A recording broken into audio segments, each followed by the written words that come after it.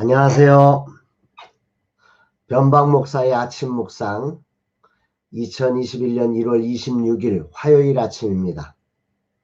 오늘은 마태복음 10장 1절로 15절 말씀을 통해서 사명자에게 주신 권능 이런 제목으로 말씀의 묵상을 함께 나누겠습니다. 이제 보호식을 마치니까 무섭게 식욕이 올라옵니다. 이것을 절제하는 일이 큰 과제처럼 저에게는 여겨지는 때입니다. 작년에는 보호식 후에 이 음식 조절을 잘 못해서 체중이 많이 늘었었는데 금년에는 잘 조절하고 체력 관리도 잘해서 사명을 잘 감당하는 데 부족함이 없도록 준비해야 할 것 같습니다. 주님이 이런 건강에도 인도하심이 있기를 기도합니다. 어제도 소중한 후원이 이어졌습니다. 작은 교회 사역자들이 라마나요스의 이전을 위해서 정말 소중한 후원을 해주셨습니다. 다 어렵고 힘겨운 가운데 있는 것을 제가 다 아는데 선교회가 진행하는 일이 이루어지기를 소망하는 그런 마음들을 담아서 저들로는 감당하기 어려운 금액들을 이렇게 큰 게 후원해 주셔서 저희들에게 큰 격려를 주셨습니다. 참으로 주님이 하시는 놀라운 일들을 기적으로 보는 시간이 아닐 수 없습니다. 정말 하나님께 감사하고 후원하신 분들께 진심으로 감사를 드립니다. 아울러 3층 철거 비용이 많이 나오자 작은 교회 목사님께서 자신이 직접 철거를 도와주시겠다고 하시면서 비용을 절감할 수 있도록 참여해 주신다고 하십니다. 라마나요시 그동안 달려온 길이 결코 혼자가 아니었음에 그저 감격하고 눈물이 날 뿐입니다. 라마나요시 스페이스 R로 가는 변신의 길은 기적이 동반된 놀라운 길이 되고 있습니다. 도대체 주님이 이곳에서 어떤 일을 하시려고 이렇게까지 하시는지 정말 놀랍고 기대가 됩니다. 스페이스 R 공사는 어제부터 전기공사가 시작되었습니다. 아마도 오늘이나 내일까지 전기공사와 소방공사, 목공 작업이 마무리되면 이제 칠 작업을 위한 기초 작업에 들어가서 금요일 정도의 칠 작업을 시작할 것 같습니다. 모든 공정이 순리대로 순적하게 주님의 은혜와 평강이 넘치는 시간이 되기를 간절히 기도하게 됩니다. 이끄신 우리 홍지훈 사장님을 붙잡아 주시고 또 함께 하시는 모든 분들을 강건하게 붙잡아 주시며 모든 것들이 합력해서 선을 이룰 수 있기를 간절히 기도하게 됩니다. 이런 날 주님은 어떤 말씀으로 저를 인도하실까? 본문에는 예수님께서 12제자를 부르셔서 귀신을 쫓아내며 모든 병과 모든 약한 것을 고치시는 권능을 주셔서 파송하시는 장면이 나옵니다. 오늘 본문의 요절 1절입니다. 예수께서 그의 12제자를 부르사 더러운 귀신을 쫓아내며 모든 병과 모든 약한 것을 고치는 권능을 주시니라. 여기서 주목되는 것은 주께서 제자들에게 권능을 허락하셨다. 권능을 부여해 주셨다는 것이죠.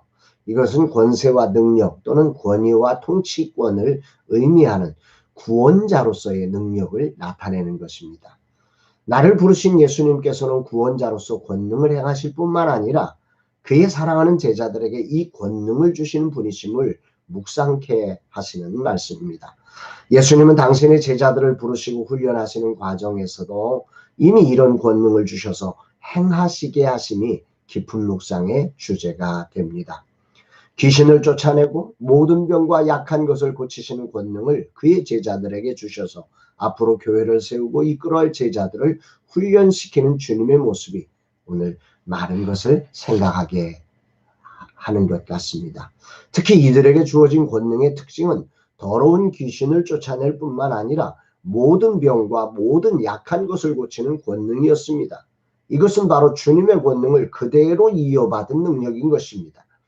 부르심을 받은 자들에게 어떤 특별한 은사와 별개로 이런 놀라운 권능을 주셔서 그 부르신 사명을 감당케 하시는 주님의 지혜로움과 자상함과 그 전능하심을 느끼게 됩니다.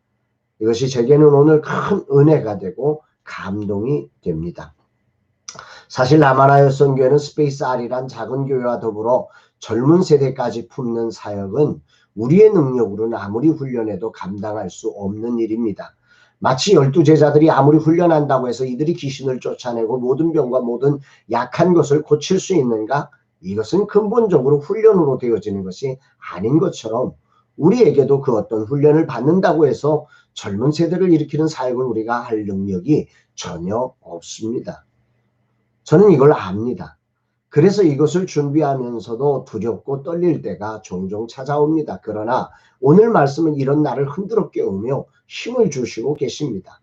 정말 하자 힘이 납니다. 왜 그렇습니까? 부르신 그들에게 권능을 주셔서 파송하시듯 하나님은 아무런 권능도 주시지 않고 이걸 맡기신 것이 아니라는 사실 때문에 그렇습니다. 지금 라마나요스는 한 걸음 한 걸음이 기적입니다. 도저히 우리 힘으로는 할 수 없는 일이 벌어지고 있습니다.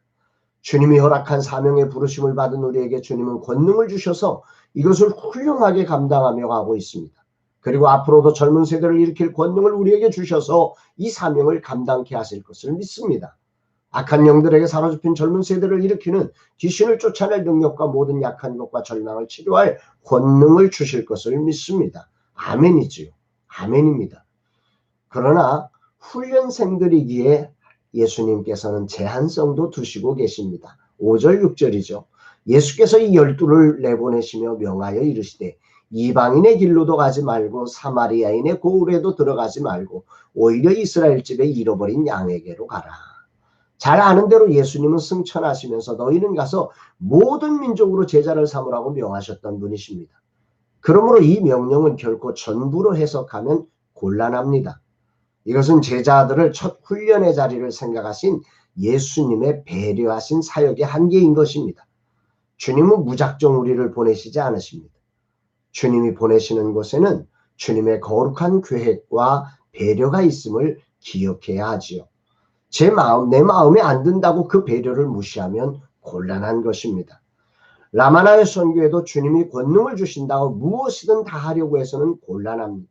전략적으로 주님은 그 제한성을 가지고 일하심을 기억하면서 우리가 처음 어디서부터 나가야 하는지 어떻게 해야 되는지 주님의 뜻을 잘 분별해야 함을 알게 하십니다.